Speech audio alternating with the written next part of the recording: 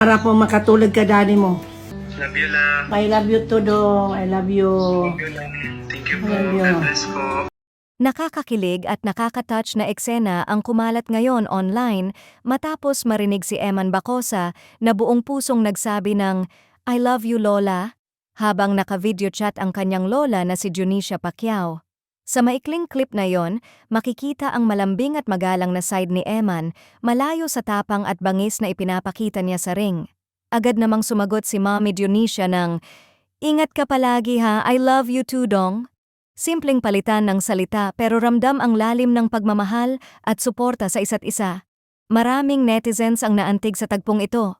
Ayon sa mga fans, bihira raw makakita ng batang atleta na sa kabila ng kasikatan at tagumpay ay nananatiling malapit at sweet sa pamilya. Para sa kanila, ito raw ang tunay na panalo, hindi lang sa laban kundi sa pagpapalaki at values na dala ni Eman. May ilan ding nagsabi na tila proud na proud si Mommy Dionisia sa kanyang apo, lalo na't patuloy itong umaangat sa mundo ng boxing.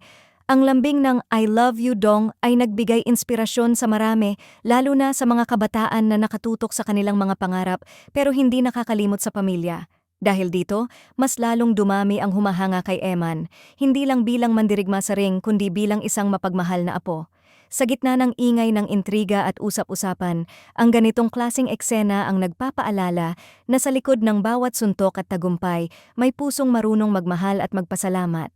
Sa ngayon, patuloy na umiikot ang video at patuloy ring bumubuhos ang papuri.